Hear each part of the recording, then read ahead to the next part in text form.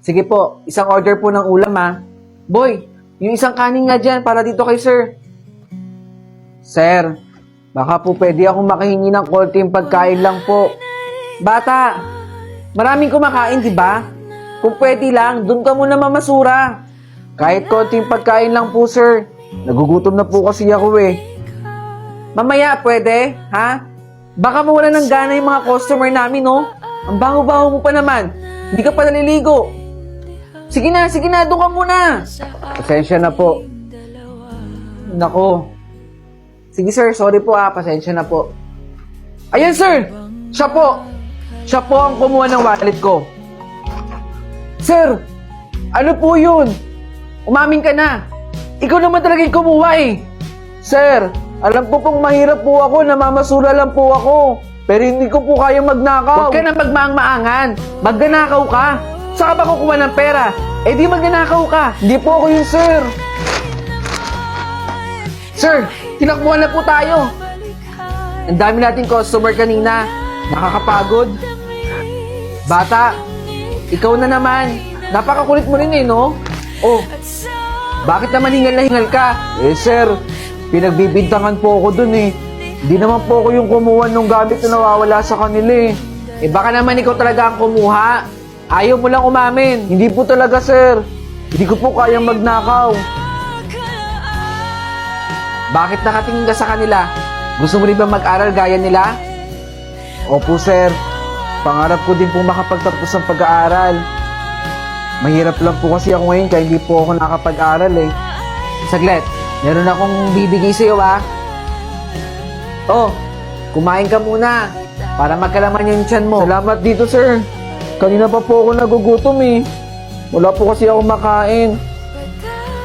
Salamat po talaga. Mamaya bumalik ka rito. Meron akong ibibigay sa'yo. Salamat po ulit, sir. Dami natin kita ngayong araw Teka, di na bumalik yung bata Boy, napansin mo ba yung bata? Yung kahapon na pumunta rito at kumain. Sabi ko kasi bumalik siya ngayong araw dahil bibigyan ko siya ng pagkain. Yun ata yung batang nasaksak kanina sa ilalim ng tulay. Habang natutulog siya, napagtripan siya doon ng mga tambay. Ang gugulo nga doon ng mga tambay na yan kagabi. Sa inyo po, order nga ng sisig rice, pasama na ng iced tea. Ito yung bayad ko. Teka, De La Cruz, tama di ba? Hindi ako pwede magkamali. Ikaw yung kaklase ko na laging nasa top. Ikaw yung kaklase ko na laging pinagtatanggol ng teacher natin. At higit sa lahat, ikaw yung kaklase naming sip-sip. Natatanda mo na ba ako? Paano hindi kita makakalimutan? Ikaw si De Guzman, yung kaklase ko. Tama! Ako si De Guzman. Teka, dito ka nagtatrabaho? Eh bakit? Di ba marami kang achievement nung nag-aaral pa tayo? Parang hindi naman ata okay yun. Ano nangyari? Tahimik ka dyan.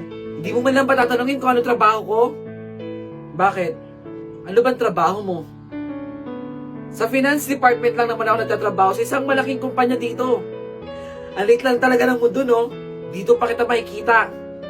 150. Oh, eto. Sa'yo na yung sukli. Hindi pwedeng hindi namin ibabalik yung sukli sa customer. Hindi! Sa'yo na yan. Kailangan mo yan. De Guzman, sir. Kailangan... Sir, wala pa ba yung sabaw? Kahit sabaw lang. Ang tagal kasi ng order ko eh. Ay sige sir, kukuha lang ko po kayo ng sabaw. Saglit lang po Ilang minuto pa ba? Sobrang mabilis lang sir, wait lang po. Nasaan ba yung manager ninyo dito? Kanina pa ako nag-aantay dito eh. Pakitawag nga please. Pasensya na talaga sir, tawagin na lang po namin. Ano po nangyayari dito? Sir De Guzman? Pagsabihan mo naman yung mga tao mo. Manager ka pala dito eh. Hindi po ako yung manager. Pero ako po yung may-ari ng kinakainan nyo po ngayon dito. O sige po, kukuha na po namin kayo. Pasensya na po masyado kasing maraming kumakain po eh. Ibabalik ko yung binayad mo kanina. Libre na lang po yung sisig rice. Pasensya na po ulit, Sir De Guzman. De La Cruz, bakit dala mo na naman yung gamit ni ma'am?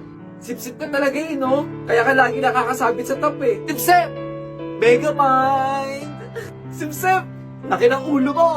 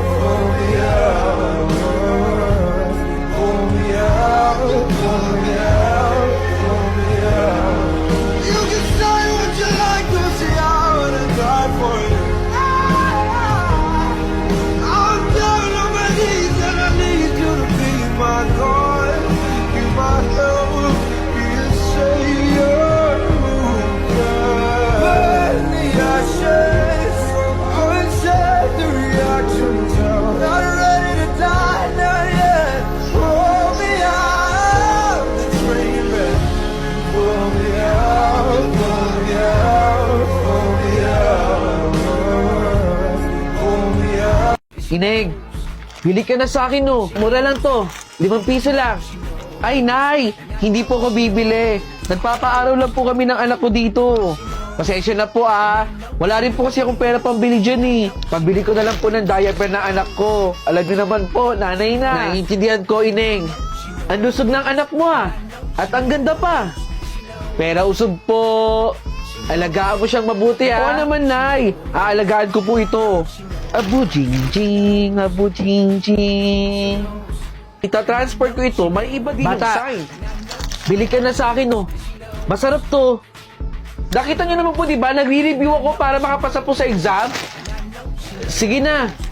5 piso lang to, murang-mura. Para mabusog ka dyan. Nay, wag na po kayong makulit. Hindi po ako bibili. Tsaka, dun nga po kayo. Nakaka-istorbo po kayo dito, eh. Sige na. Aray! Kung di ka bibili, okay lang. Ang lakas ng tapik mo na, ya.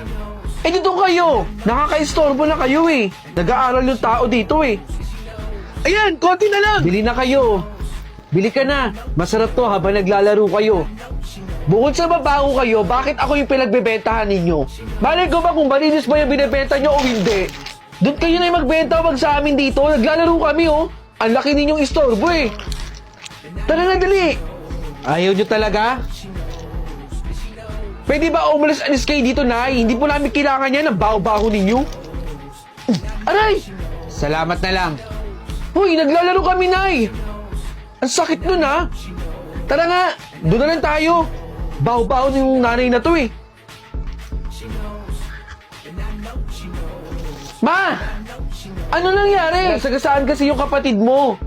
Kamalas-malasa naman ngayon. Ako nga man, nag-exam po ako, pero tingnan ninyo, bagsak po ako.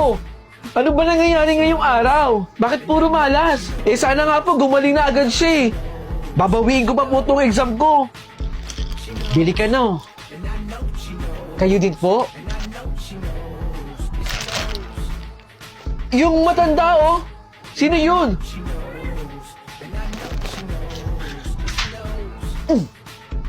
Bumagsak ka sana sa exam mo. Nasagasaan ka sana.